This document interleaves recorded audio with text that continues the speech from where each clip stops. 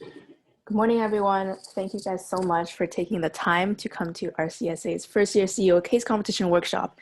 We are super excited to teach you guys all about the basics of how to write a successful case competition. And this morning, we will have two presenters from our RCSA events committee, which are Sharon and Nimra. Sharon and Nimra will take it away after they do their own self-introduction.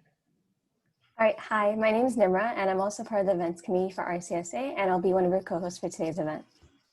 Hi, my name is Sharon, and I'm also part of the events committee and also one of your co-hosts for today as well. All right, so before we begin, we actually want to give a land acknowledgement. So we wish to acknowledge this land on which the University of Toronto operates.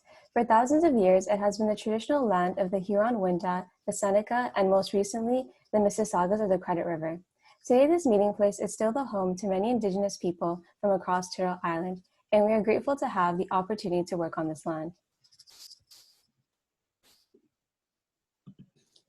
All right, so our agenda for today includes us going over the outline of the case competition. We will also share general presentation tips to help you successfully ace the case comp. In addition, at the end of the presentation, we will be assigning you guys your mentors who you can refer to if you have any questions or tips to help with your case. We will also have an open Q&A session as well at the end of the presentation. However, feel free to put your questions in the chat throughout the presentation. All right, so to start off, the outline of the case presentation, there's 6 steps that you should include in your presentation. The situational analysis, followed by the problem overview, the key performance indicators or KPIs, solution and implementation, risk and mitigations, and conclusion. And I'll hand it over to Nimra, who will start off by explaining the first step. All right, so the first of the 6 components absolutely necessary in your case presentation is a situation analysis. A situation analysis is incredibly important as it's designed to set the scene and tone for the rest of your presentation. And now we're going to be going over the 4 major components that you should make sure to include within the situation analysis. So first up is a brief summary of the company. This is extremely important because you want to give a general background of what the company is, who they are, what products or services they provide, so the judge is well aware. And one important thing to know along those lines is that if the company is well known, don't spend too much time explaining what they do. So for example, in our situation, you'll be given Diablo's Coffee Bar. So you don't necessarily need to explain too much as to what products they provide. A coffee shop can be quite self-explanatory, but you may want to go into more detail about their brand and where exactly they're located if the judges have never heard of them before. And second, you definitely want to talk about your strategic objectives of the company. So what exactly does the company aim to do and what are they trying to achieve? This is super important, especially in relevance to what problem that they're currently facing. So for example, whatever problem it is, what exactly are they trying to overcome and what are they trying to achieve through the solution that you propose? And next is your company's strengths. So you definitely want to talk about the strengths of the company, what they're doing well. Maybe it's their unique products and services, maybe it's their customer service, things like that. And lastly, you want to end it off by talking about the company's competition and their market. And by this, we mean just outlining the environment of the company. And so that can include general like other competitors on campus that they're currently in competition with, just generally other sources, other stores that sell similar products or services. And you also definitely want to go into more detail who exactly their market are. And so by that, we mean who exactly are they targeting, who are their customers, and just generally who are their services targeted towards. And so that pretty much sums up the situation analysis and what you should include in yours.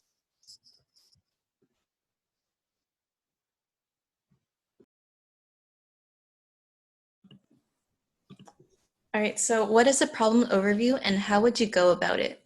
As you know, case competitions allows teams to solve challenging business problems for a specific client, and every case has a set of problems the company wishes to address.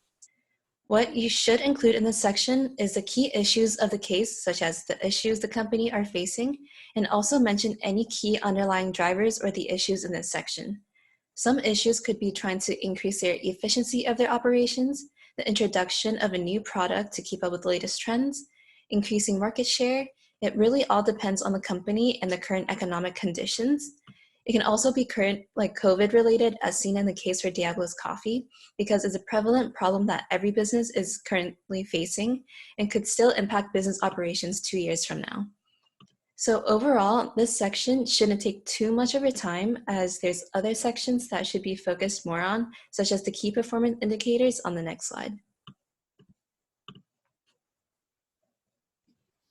All right, so next we'll be talking about the KPIs, also known as key performance indicators. This is a really important section because it's the last one before you actually introduce the solution itself. So in this section, it's important to identify the benchmarks that will help you determine whether your solution is successful or not. And so in other words, these are going to be components that you're going to talk about that really set yourself up to introduce that solution and really prove why your solution is going to be successful. And so what we mean by benchmarks is things like profitability, feasibility, growth, sustainability, and much more. And so the idea is that you're going to go into detail with these components, and it's really just going to set yourself up for that solution. And so when you present your solution, it's quite obvious why you're presenting it and why those key components, why those key performance indicators you presented really prove the solution is going to be helpful in this situation. And so the question you really need to be able to answer when you're outlining these benchmarks is, how can I tell my solution is successful? So depending on the solution you propose, the idea is that if it does cost money, there should be profitability in the solution. So it shouldn't just simply cost you money and there's no other purpose to it. So the idea is the profitability portion that you mentioned before should really lead up to it, proving that you have the money in order to actually plan out that solution, so the feasibility, and that it's actually going to in turn get money for the company. So that's pretty much how the KPI section will work. And once again, it's super important, and it's going to set up your atmosphere for the solution, for you to introduce the solution next. And I'll now be handing off to Sharon. All right, so after introducing the problem and the metrics you're going to use, this is where you're going to explain the solution your team has come up with and how you are going to implement it. So this is also where you can get very creative with the answers on how to solve company issues and help them overcome their problems. So you should include solutions, but not too many because you won't have time to give an explanation for all of them. So you should pretty much consider the quality of solutions over quantity. You should focus on your solution and explain how the solution will be implemented and state your reasoning of how the solution will work. And this can be detailed and backed up through your key performance indicators or KPIs as stated from the previous slide. And you should make sure you measure your solution against your KPIs and essentially answer if the proposed solution is successful or not. In your solutions, it's also very important to have a timeline of when the company should expect their problems to be fixed by. And this should be shown by projecting the steps into the future by year, whether that's 2 years or 5 years. Again, since this is the basis of your presentation, this section should be allocated the most time in your presentation as you want to sell and convince your client that your solution is the one they should go with because it can help solve the issues they are facing. All right, so the next part that we have is the risks and mitigations. This is an extremely crucial part of your presentation. It's going to be the second last part before your financial analysis and conclusion. So the reason why it's so important is because you need to acknowledge that no solution is perfect. While you may have put a lot of effort and research into figuring out that great solution that you've come up with, the idea is that it's highly doubtful that it's going to be perfect and there are impossible risks involved. So the question is, what could go wrong and how can you prevent it from going wrong? It's really important that you yourself address the risks involved in your solution and you actually address it before the judge asks you during the Q&A session. So what do we mean by risks?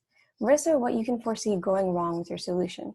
So just things that could possibly go wrong after you implement the solution that you've stated. And so an example would be if the problem that your company is facing is lack of customers and lack of awareness, the risk and your solution is actually increasing advertising expense, so just overall increasing advertising for the store. What a possible risk involved in that could just be generally it's going to be quite costly. And although you may have hoped for a specific number of customers to increase, that may not possibly happen. So that's a really important risk to note and actually address to the judge that you're well aware. However, you don't just stop there. You can't just name a bunch of risks, involve your solutions, and simply move on. You really need to actually give some mitigations. So in other words, things that you're going to instate because of these risks to overall help with your solution being more stronger. So what we mean by mitigations, it can be divided into two different parts.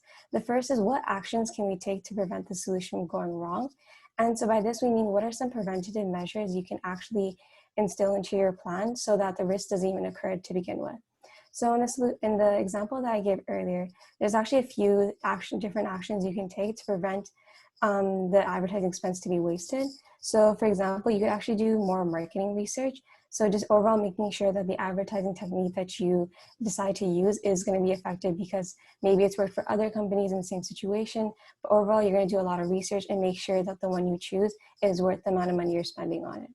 Another example of mitigation you could take is generally you could survey your potential customers and see what advertising techniques that they're going to be most susceptible to. So for example, if your customers are uni students, in your situation they will be, maybe social media might be a better mean of communication with them instead of, for example, posters and things like that, as most people are more active on social media.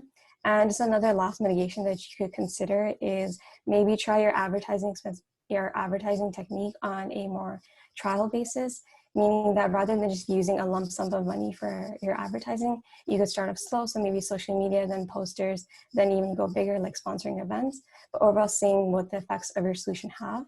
So those are 3 different examples of preventative measures you could have taken in that situation. But there's actually another type of mitigation that you should also be aware of. So it's what actions can you take to get back on the right track if the worst case scenario actually does happen. So while yes, you may take a lot of preventative measures to really hope that the risk doesn't occur for your solution, sometimes it really can happen that the solution you've implemented really just does, its risk does occur. So you really need to be well aware of that and have a few things in place to hopefully get your solution back on the right track and not let that completely derail the solution you've implemented. But yeah, that pretty much sums up your risks and mitigations. All right, so the second last step to your presentation should be the financial impact and analysis of your solution. In general, the bottom line for most cases is profit. Therefore, you should project major financial metrics such as profits and revenues to show the company how you expect their finances to react to your solution. So this can be done either using valuation of cash flows or forecasting their financial statements such as their income statement or balance sheet into the future, or using various financial ratios that are relevant and help emphasize your case, such as the profitability ratios like return on assets or equity, asset utilization like inventory turnover, liquidity ratios like quick ratio, and etc. And you should include a minimum of 2 years projection of financials, but make sure it's relevant and follow what the case asks for. If the case discusses profits, please project profits. And if it discusses expenses, please project expenses, because otherwise it wouldn't be relevant to what the client wants. And in the appendix of your presentation, which can include additional information about your solution, you should have a screenshot of your finances so you can explain why you projected these numbers. And the appendix is also useful when it comes to Q&A sessions, because you can pull up how you found your answers and explain to the judges. Finally, when doing this section, it is also better to take the more conservative route and underestimate financials to a reasonable extent rather than overestimating your numbers. Overestimating can show an overly optimistic approach, and it's harder to back up, and you don't really want to forecast a solution that will be unlikely to be implemented in reality, because you are trying to help solve your client's problems. So overall, while this section is important, please don't spend too much time on this portion and just state your overall findings. All right, so we've now come to, So we've now come to the last part of your case presentation, which is the conclusion. So this is pretty much going to be where you recap your solution and main implementation methods, and most importantly, sell your solution. So obviously, this is going to be where you're going to summarize everything you went over, but it's really important to focus on that solution portion of your case. So first, you're going to include your solution, and again, just their general implementation methods. So pretty much this is going to be where you highlight the key points that you mentioned in your presentation. It's really important that you don't reiterate all the little details you mentioned during your case presentation, because the judge will just be bored then, and it's just an information overload. So you really just want to highlight those key main points, just so that the judge can really go over everything once again in their heads as well. And if they missed anything, they can really just listen to the conclusion and note down anything that they wanted more information on, and generally just really helps to summarize your overall presentation. And while you're also going to do that, it's really important that you actually reiterate your ultimate goal. Because after this presentation, odds are that you may have strayed away sometimes from the main purpose of the presentation. It's really important that you come back to that in the conclusion. So the question you need to be asking yourself is, what is the ultimate goal that you presented and will help the company achieve? So it's really, really important that you answer that question in the conclusion and don't just simply present all this information to the judge, leaving them confused as to what the purpose was. So we're going to give you an example of conclusion statement here.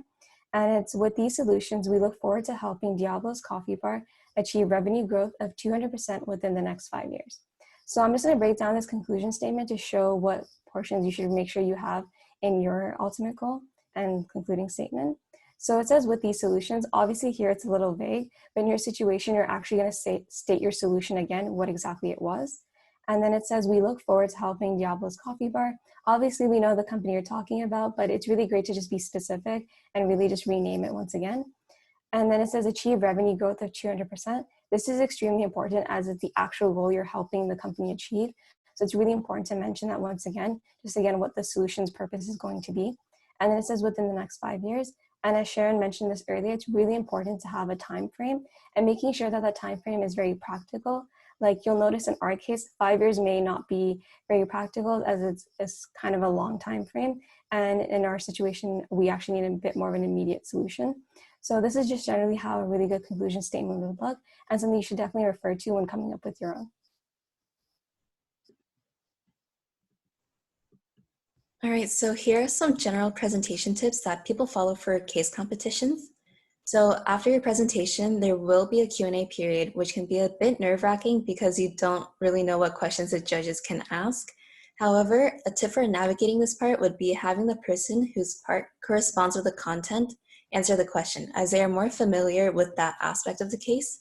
For example, like if the question is about the financials, then the person who did the financials should answer the question because they made up the financials aspect of the case. However, if you feel like you want to add on to your teammate's answer because they might have left something out, or you come up with another answer, after they finish, you can say something along the lines of adding on to what Nimra was saying, and then you add your points.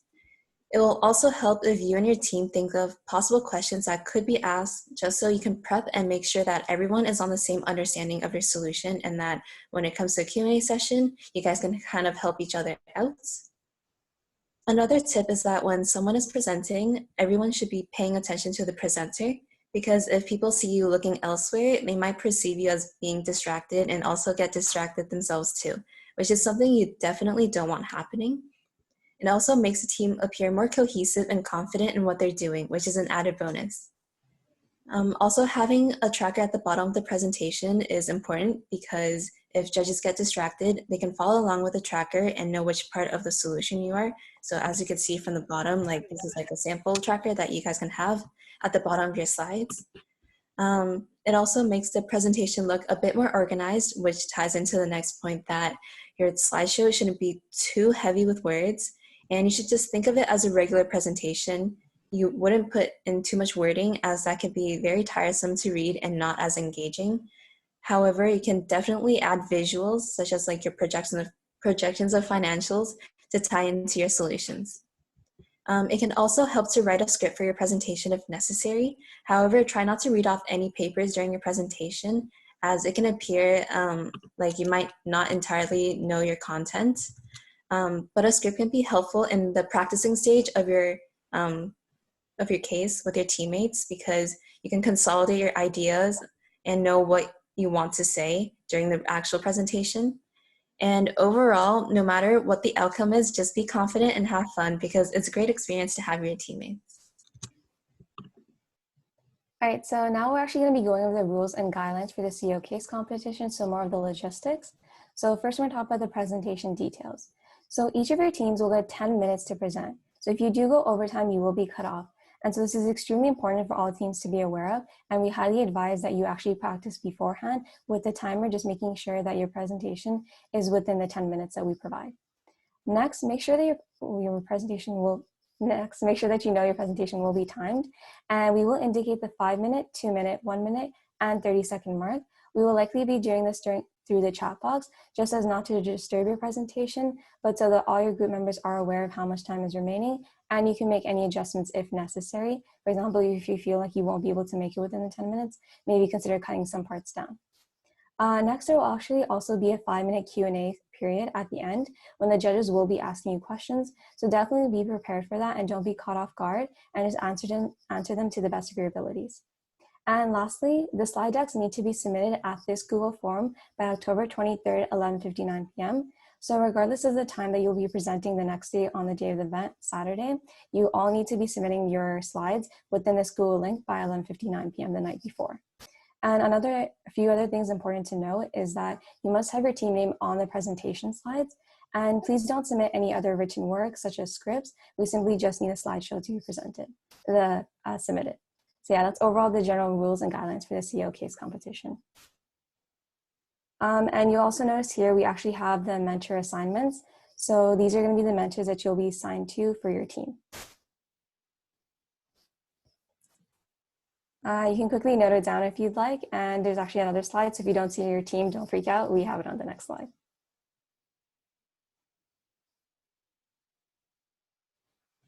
Right, and this is the second slide for other teams.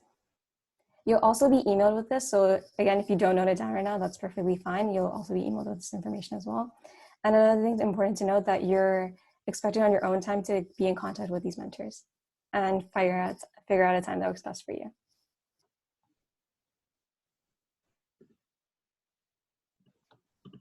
All right, so that concludes the presentation part of the workshop. Again, if you have questions regarding the case presentation, please contact your respective mentor. They will be able to share their experiences and give out tips to help you ace the case comp.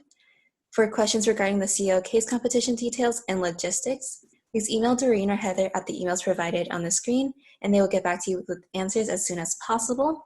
So on behalf of the entire events committee at RCSA, we wish you luck, and we'll see you on Saturday, October 24th at 10 a.m. But also, if you have any questions currently, please feel free to ask away as we transition to our Q&A session. Awesome. Thank you so much, Nimra and Sharon, for an awesome and super informative presentation. We really enjoyed it and definitely was super helpful for our first years. Next up, we will just be transitioning into the Q&A session for the rest of the event. So if you have any questions regarding the case competition, feel free to drop it in the chat because other people definitely have the similar question as well. For sure. So I just saw a question in the chat. I think it's a really good question. Just want to share it with everyone. So someone asked if you would have access to the slide deck after the presentation. So we actually recorded the presentation section of these of the content. So we'll later on upload it to our website so you can access it there if you missed anything or you wish to review any points.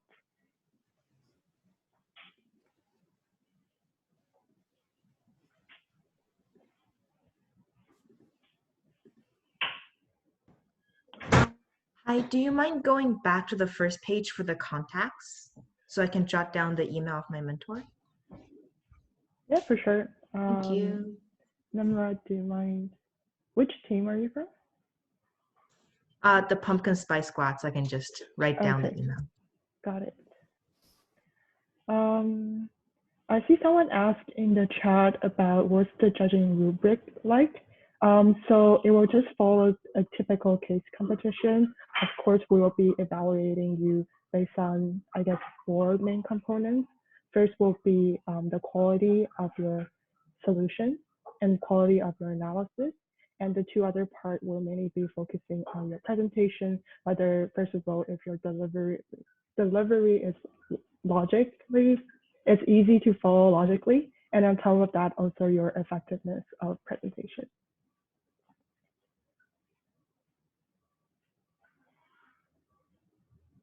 Someone also asked in the chat that, are we going to choose a company by ourselves? I'm a little confused about the question. Do you mind to clarify?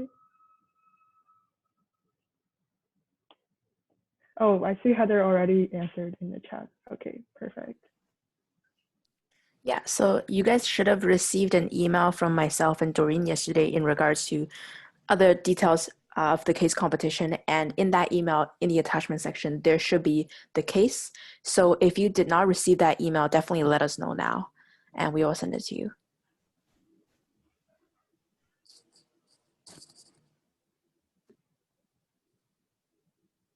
Hi, sorry. I was wondering if you could just go to the next slide so I could jot down my mentor assignment as well. Thank you.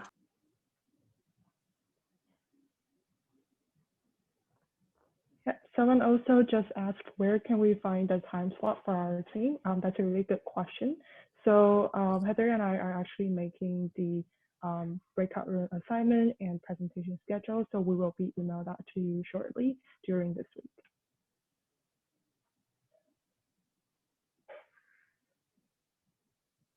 Yep. Someone asked, do we all have the same case? And the answer to that is yes. To make it fair, every person will receive the exact same information about the case. It should have a lot of information you need, but we definitely encourage you to do additional research if you feel you will require them in your solution.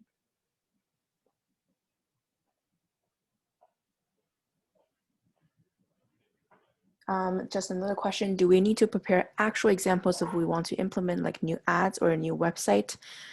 This is completely up to your team. It's definitely encouraged though, because it shows the judges that you are putting in a lot of effort into actually thinking of what your ad is going to look like instead of just talking about what you want to do. So this can definitely give you bonus points if you do that. Yeah, and I guess just to building on top of that, it's definitely a bonus if you have them, but you should always remember the bread and butter of the entire presentation is still the idea of your solutions. So if you have the skill, definitely do it, but if that's going to take a lot of time, try to focus on what's important in your solution.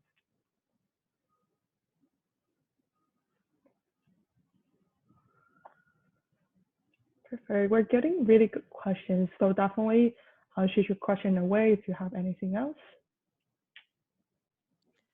Can I just ask it on the mic? Yeah, for sure. Yeah. Are there gonna be like different judges judging different presentations, or is it gonna be the same set of judges judging everyone just in different time slots? Yep, that's a really good question. So how the competition is going to format is that we will have a preliminary round and a final round. So for preliminary round and final round, we'll have different judges, and within the preliminary round, we'll have 4 different breakout rooms, and each breakout rooms will have different judges in there. Gotcha. Thank you. No worries. Hi, I have a question. What part do you think we should focus most of our time on, and like what parts do you think we shouldn't focus too much on? Oh, that's a really, really good question. And I think even nowadays, like a lot of people in their 4th year is still trying to figure out that question when they do case competition. I hate to do this, but I will say the answer is depends, depending on what solution you're providing, and depending on the case. What you want to do is to cater your structure towards the story that you're telling. For example, if your solution is heavily focusing on a financial projection, then that makes a lot of sense to spend a little more time talking about that. I think in general, always focus on your solution and implementation, because that's what the judges would want to hear and most interesting about. But there's also a case that's more analytical focus. If you think that will support your argument for your solution, then that's also a way to go about it. Thank you. No worries.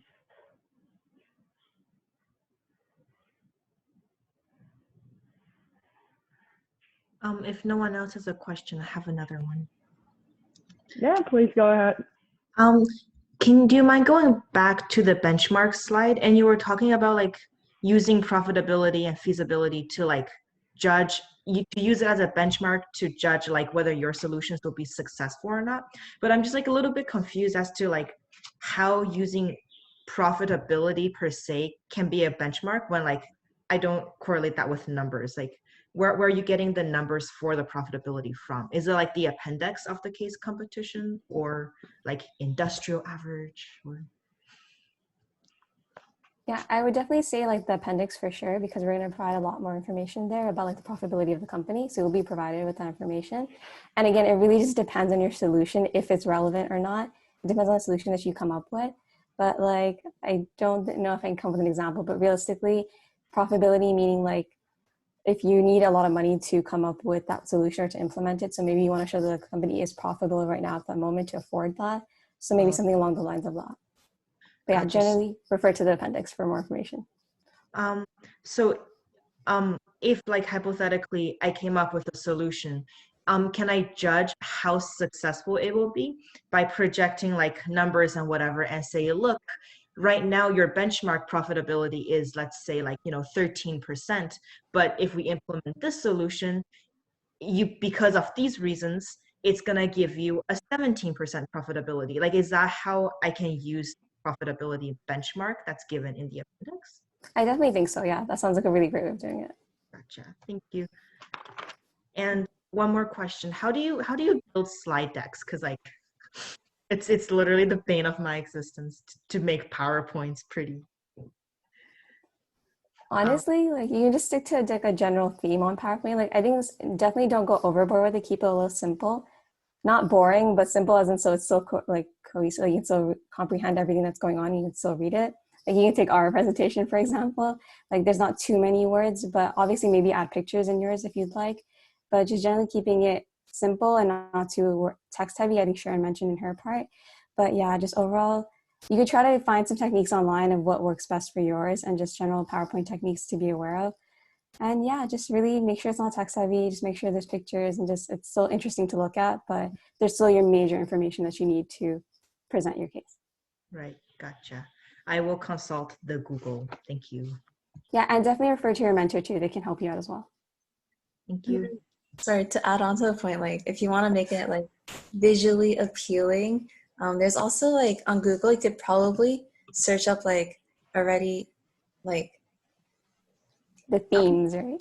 yeah, like those like I forgot the website or like the name of it, but it's like already formatted nicely, and you can just download it and then like make everything look nice and stuff like that. So that's also if you just want to make it more visually appealing and don't want to use like Google Slide, like pre-formatted like pictures. I don't know what the wording of it, but yeah. Gotcha. Thank you.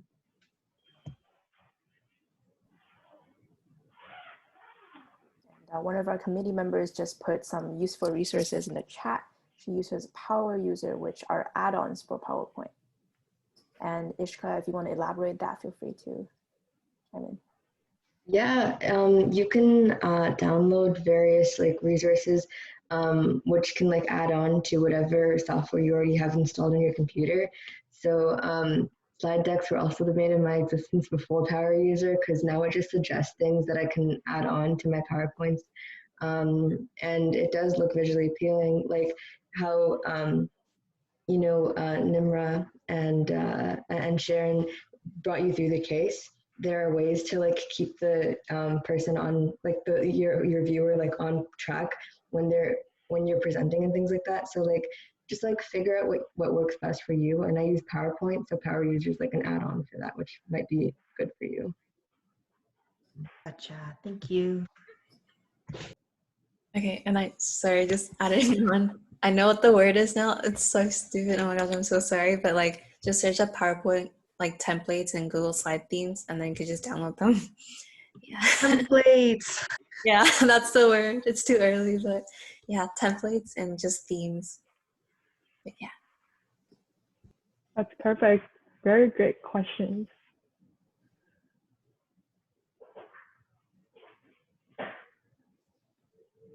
Here, thank you so much, guys, for coming in, and hopefully that was very helpful. And thank you for our amazing hosts, Sharon and Nimra, for walking all of us through great tips and tricks about presentation.